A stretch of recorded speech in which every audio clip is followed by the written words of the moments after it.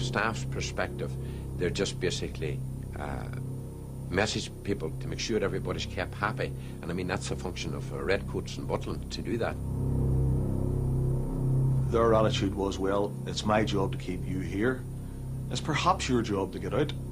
And if we can have a line drawn somewhere in the middle there, well and good.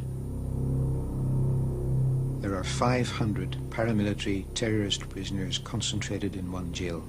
And that is unique. I know of no other prison service which has to cope with a problem on that scale. The Maze prison. It's supposed to be one of the most secure in Europe, but recently it's been characterized by a series of security breaches which have undermined public confidence in the penal system. Tonight, Spotlight reports on life inside the Maze. We investigate recent lapses in security which have led to a successful escape and the death of one of its most notorious inmates. We have gathered a catalogue of evidence which shows that not only were the authorities warned on numerous occasions of a potential threat against the leader of the Loyalist Volunteer Force, but there were clear signals that some sort of an attack was being planned inside the prison.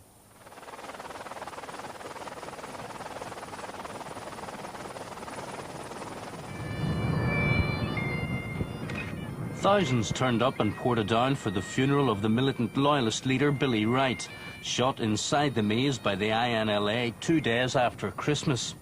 His killers used guns smuggled into the prison. But the security problems facing the Maze began long before Billy Wright was gunned down.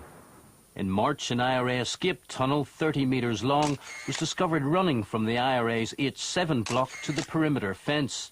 A member of the prison's Board of Visitors was in the block immediately after the tunnel was discovered. The men put a great deal of effort into it.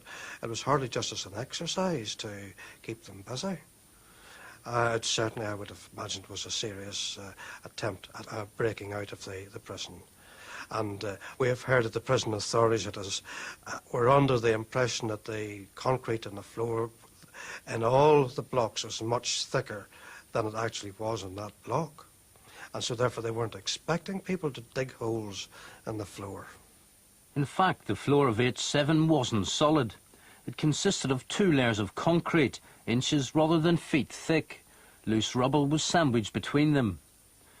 When excavated, the prisoners had a ready-made underground control centre and staging post for their planned escape.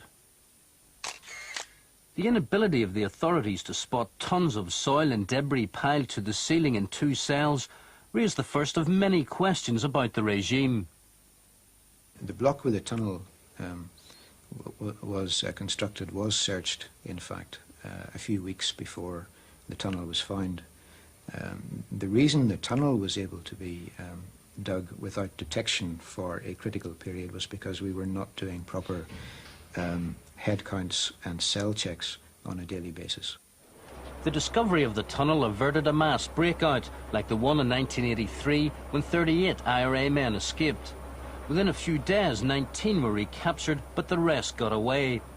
But 9 months after the tunnel, another IRA escape plan was to prove more successful. On December the 10th, IRA prisoner Liam Averill, serving life for a double murder, made it to the other side of the wire. Inmates are allowed to invite their families to parties twice a year, like this one held in the summer. It was the Christmas party that gave Averill the cover to escape. Disguised as a woman, he mingled with visitors on a prison bus.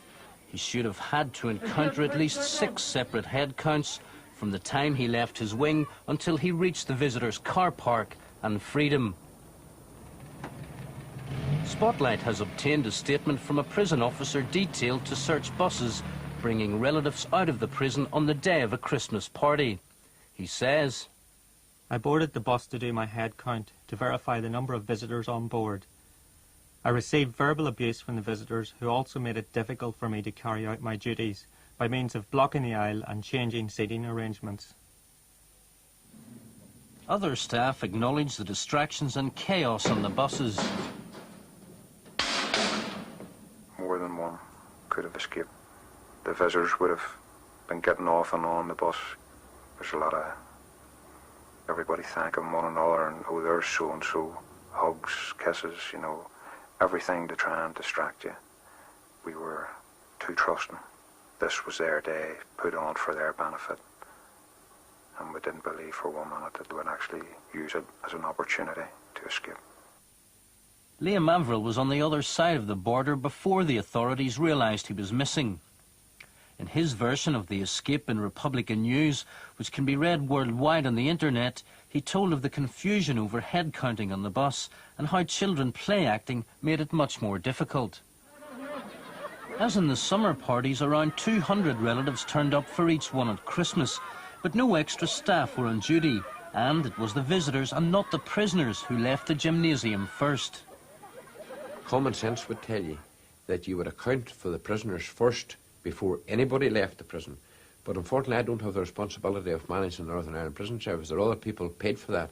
But unfortunately, they don't listen to advice of many prison officers who's been about this service for quite a number of years. The visitors for the parties were searched, and normal controls of movement of both prisoners and visitors were observed. Now, subject to what the inquiry report might say about how well that was done, I have to say that it was never the intention to relax any of those controls just because the staff who were running the parties believed that the prisoners wouldn't abuse it. The man tasked with running the maze is Martin Mogg. He took on the post in October. He was already Director of Operational Management with the Prison Service, so he effectively holds two key positions within the penal system. Moving into the office at the maze was a baptism of fire. Whether he did or didn't join in the entertainment at the Christmas party on the day Averill escaped has been the focus of intense speculation. I went in mainly to see the staff who were running the event. There were in fact 2 bouncy castles there. I didn't go on either of them. There was a karaoke machine there. And the prisoners said, come on, Governor, why don't you give us a song? I declined that offer, not least of all because I got an awful voice. And then I just walked round, spoke to the staff that were on duty and came out. But a breakdown in security much worse than the escape was being plotted behind the prison walls. Billy Wright, the leader of the LVF, was transferred at his request from Maghaberry to the maze last April. The LVF prisoners were accommodated in 2 wings in H Block 6, but on the opposite wings INLA prisoners were held. 2 opposing factions, the only 2 in the prison not on ceasefire, were under the same roof. Davy Clinton is a former leader of the INLA in the maze prison. He's now free, having spent 4.5 years inside for possession of a rifle.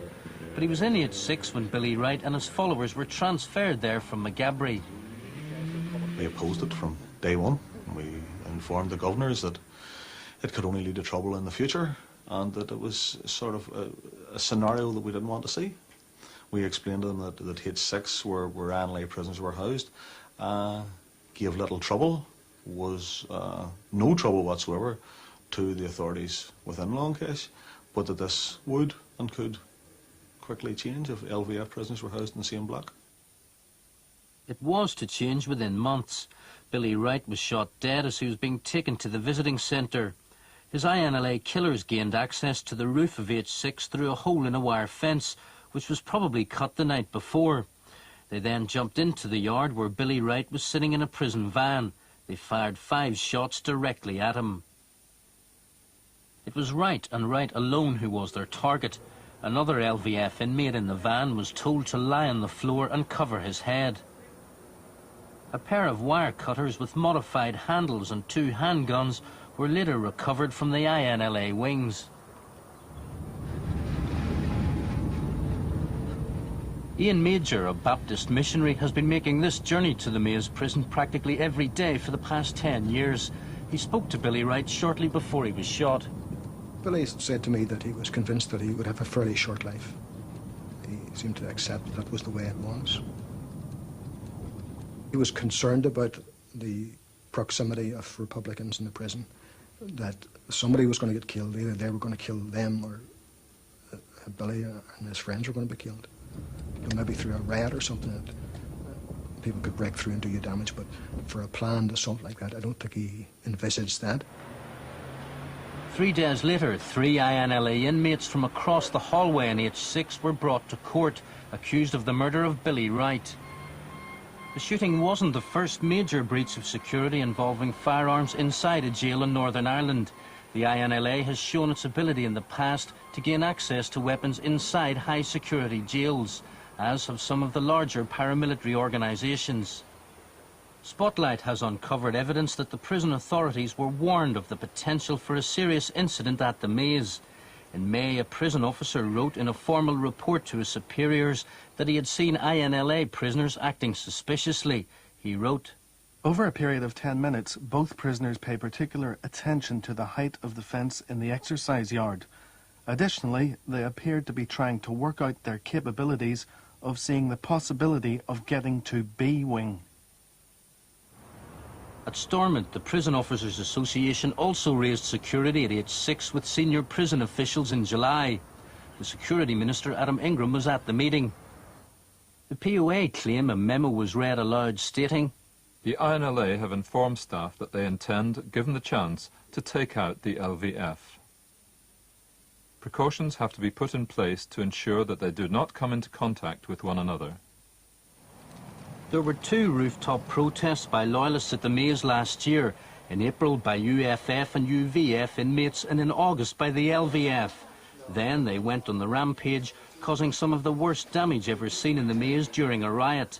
The repair bill was more than £250,000. The month after the riot, staff again expressed their concerns about H6. A letter from the Prison Officers Association to a governor stated, "Recent threats from the INLA that they will burn H6 if the LVF are returned leave staff extremely concerned about the ease of access to the roof of H6 from A and B sides of the block." It was via the roof that Billy Wright's killers were able to get to him. The Prison Officers Association is passing on the staff reports to the inquiry team looking into the Wright killing. The investigation will also examine why there was no one in the observation tower overlooking the block when Wright's killers struck. And the recommendations we made that they shouldn't be stood down was totally ignored. The recommendation that something should be done to secure the roof to stop prisoners gaining access, nothing was done. Could Billy Wright's life have been saved had the authorities acted on your recommendations? Well, in respect of the prisoners using the route over the roof, yes, they couldn't have done it. But that's not to say they wouldn't have found any other way. The information that was passed out, not by the POA, but by individual officers, was to do with signals that may have been around at that time. You take account of those signals. You actually talk to the prisoners, and I did that as well. I mean, I actually did talk to Billy Wright about the possibility of a threat from INLA, and I talked to the INLA about a possible threat from the LVF. And we'd got to the stage where, certainly as far as the 2 groups were concerned, they were indicating to me that, you know, there was a sort of neutrality developing between them. There wouldn't be an attack. Was that not naive for you to believe that? In retrospect, yes, it was. But at the time, it appeared to be the only way I could deal with that situation. But it wasn't just prison staff who warned of the potential of a serious incident. The LVF say the International Red Cross raised their concerns. The Independent Board of Visitors, who act as observers on behalf of the Secretary of State, and the prisoners' welfare organisation NIACRO both warned about the INLA and the LVF sharing the block. NIACRO was unhappy with the authorities' reply. We were concerned about the safety of the prisoners, particularly where prisoners might be in a confrontation situation as they crossed the centre of the block. The letter indicated that they preferred mixed blocks for control reasons. But that doesn't square with the way in which prisoners, the vast majority of prisoners, are held in the maze prison where they're in segregated blocks.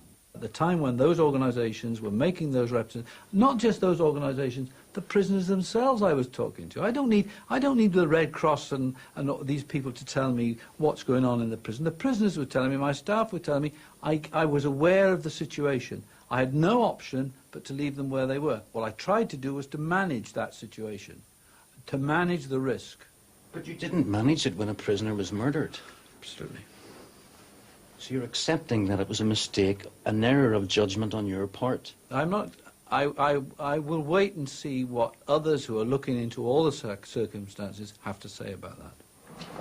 The prison authorities say they had no alternative but to house the two opposing factions in the same block, as there was nowhere else to put them. Another block was vacant at the time of the shooting, but was being refurbished, and the INLA prisoners were only moved there as an emergency measure after Wright's death. Do you regret the LVF and the INLA prisoners being in the same block? Well, of course I do now, but at the time when those arrangements were put in place, there seemed to be no alternative. In my judgment at that stage, this was the only way that we could deal with that situation. In hindsight, I wish I had not done it. I wish we'd done it in a different way. In an unprecedented move, the prison service opened the gates of the maze to the media 10 days ago. It was an attempt to roll back some of the negative publicity following the security breaches, which suggested the prisoners had too much influence. This is the model of the prison, and it's But not everybody believed the message the authorities were trying to portray, that they do have a tight grip on the regime. This last 4 years, we certainly see a lessening of the security within the maze, because it didn't matter what point we made in relation to security, it just fell in deaf ears. But certainly, as recently, things have deteriorated to such an extent that officers are subject more and more in daily intimidation if they, as the prisoners call it, step out of line and try and be a prison officer. Raymond Black is one former prison officer who has paid a heavy price for trying to do his job at the maze. He was attacked by loyalist prisoners and left lying with a fractured skull. He's still taking medication, unable to work, and is dependent on his wife, Audrey. I don't believe it for one moment that the authorities are in control. They haven't been. It's nonsense and whitewash. If staff had been in control, my husband wouldn't be out of work today. Other staff would have been aware of what was going on. They would have known there was an officer being brutally assaulted. So how did that, if the prison was in control, how was that not noticed? And today it would just be the very same. When guns were smuggled in and somebody was actually murdered, proves my point that it is not being run as a proper prison should be run. And this talk about high security prison is a joke. It costs £76,000 a year to keep an inmate in the maze, 3 times higher than in other parts of the United Kingdom. There are 1,200 staff overseeing 500 inmates, a ratio of more than 2 to 1. On an average day, 1 in 10 officers are on sick leave, evidence of low morale. Today's regime is a far cry from the one that prompted the blanket protest and hunger strike. Republicans who still call the jail Long Kesh say the 5 demands their prisoners died for have been met in full and extended to all groups in the jail. Prisoners are not locked in their cells and are free to move around their wings 24 hours a day. Staff control the blocks, the perimeters and the movement of inmates. I would describe the regime in terms of movement within the jail and security within the jail as being strict. Within the wings themselves, it's a relaxed environment most of the time. And I think that has generally worked in everyone's interests. We have, from a society point of view, we have, apart from recent difficulties, successfully contained a very difficult and dangerous group of prisoners, but at the same time managed them in an extremely humane way. Most of the prisoners have been serving long terms for terrorist offences. Some have been there for more than 15 years. And it's not surprising that smuggling is part of daily life in the prison. Every day, virtually, my officers that search visitors, and they come under a great deal of abuse and pressure for doing it, actually find things like, you know, condoms filled with vodka, or the odd packet of tablets, or, you know, I mean, there was, the extreme case some time ago, when actually a visitor tried to bring a puppy in, a dog, a tiny puppy, hidden down his trousers, presumably to give to a prisoner. Now that was, you know, that was stopped, obviously. Significant quantities of alcohol and drugs were confiscated in searches in the weeks before Christmas, but the authorities say there is no drugs culture in the maze. As for alcohol, it's not always necessary to smuggle it in. Prisoners in all jails make drink. They call it hooch. It's not something that you'll go down to your local bar and want to buy. It's not something you'd probably want to drink at home. But we're dealing with men who are locked up here, who feel as if, perhaps, well, it's another blow against the system. Let's make a bit of drink. The infamous loyalist killer Michael Stone used the meeting with the media inside the prison to give his views on prison life. Gordon, Saxon visits, parties. We're very disciplined. People think we sit about doing nothing all day.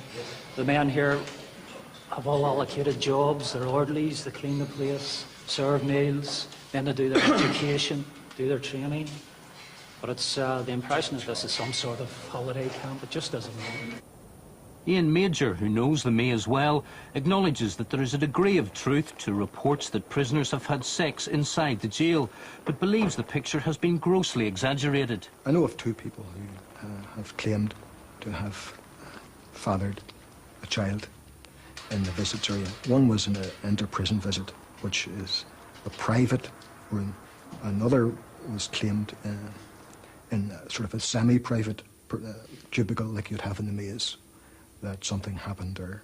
But the idea that you go in there and you see people lying on the floor copulating is absolutely fantasy. We have christenings for children who appear to have been conceived while a man's serving a sentence. When you actually look at it, in reality, that man has been out on compassionate home leave, on an ordinary home leave, or whatever it is. The home leave scheme is one of a series of what some may see as concessions to Maze prisoners. Another is the fact that prisoners are allowed to take taxi rides to and from hospital appointments completely unsupervised. Rather than escorting prisoners to hospital, certain prisoners, if we judge the risk to be acceptable, are allowed out for a hospital appointment. Now again, that seems to be a point of honour with the prisoners, and they have been coming back reliably. On one occasion, a UVF prisoner found himself walking around the Falls Road, totally disorientated after coming out of the Royal Victoria Hospital on an appointment. There was concerns given. They did feel it was ways for someone to escort him, another prisoner or someone to go along with him just to keep an eye on him. When the Secretary of State visited prisoners in the Maze, she wasn't the only VIP passing through the main entrance. Members from the inquiry team set up to report on the escape and the killing were also there.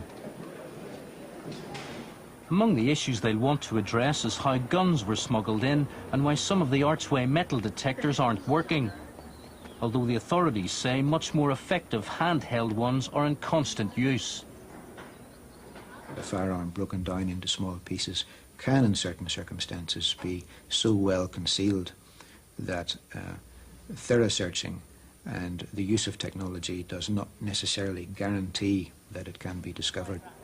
No prison service in the world would claim that there is a 100% guarantee against either escape or things being smuggled in which should not be smuggled in.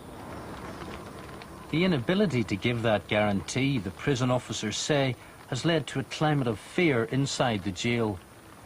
Where the will would be to carry out an assault, as was the case of Billy Reid. Some of us may try to intervene or try to prevent it happening, while they don't intend to actually get at ourselves. That's prison staff. It's quite possible it could result in the death or serious injury to a member of staff. After the IRA tunnel was discovered in March, a report recommended a tougher search regime. There was a large-scale search of the Maze in July, but when the new governor took over in October, regular searching of the block still had not been implemented. The inquiry will want to know why. I can't see how it would have made any difference to the Averil incident. It might have made a difference in the Billy Wright incident, but I don't yet know enough about the circumstances of how the weapons were brought into the prison, where they were hidden once they came into the prison, how much before the incident took place they were brought into the prison, to really say whether that would have been effective or not. It is possible that that would have made a difference. The influence of events inside the maze can extend far beyond its walls.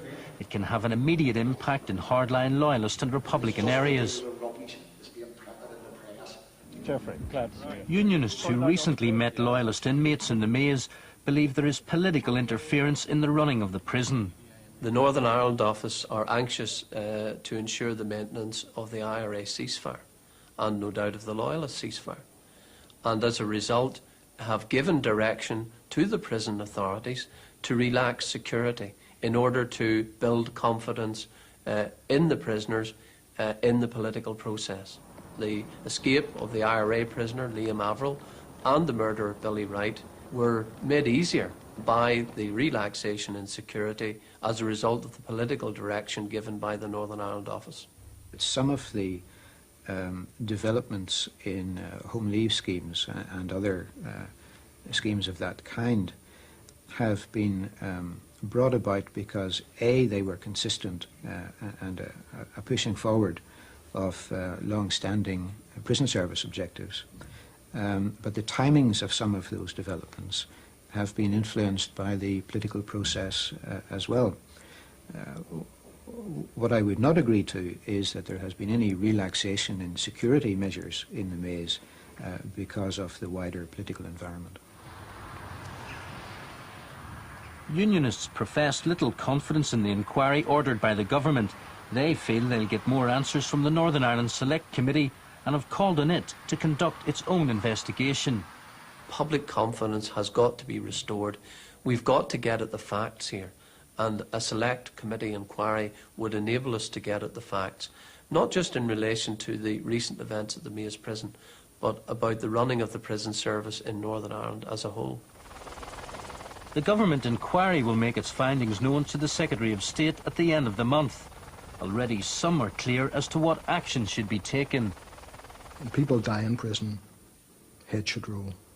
When the confidence of the population breaks down that people can't be confined in prison, head should roll. I believe that the people responsible at a political level, at the Northern Ireland office level and at the Maze prison management level should resign. Well, if the inquiry report was to conclude that some appalling act of poor judgment or negligence on my part was the cause of some of these difficulties, then after 6 years in this job I would be perfectly ready to stand aside and let someone else have a go, but I don't think we're at that stage yet. The security breaches and the shuttle diplomacy mean Martin Mogg's duties as Maze Governor have been particularly time-consuming. He now believes he can no longer carry out two key roles in the prison service effectively. What I'm telling you is that at the moment I am doing the job of being the governor of the Maze. Now, the other job, I'm afraid, is going by the board at this stage. Now, that doesn't affect the Maze as much as it perhaps affects the other prisons. It may be the other prisons that are feeling the effect of not having somebody in the role of Director of Operational Management. But that, essentially, I mean, given that you have both these jobs, you're not giving proper attention to one of them. You just said that. I just said that. Well, do you think that it would be wise to give one of them up? I think it would be wise to find somebody to do one or other of them. Undoubtedly, the Maze is unlike any other prison, as is all too evident from the most recent murders. Events on the inside have a disproportionate impact on the community outside. Whatever recommendations emerge from the latest inquiry, the government knows it will have to accomplish a fine balancing act to avoid causing further instability to the peace process.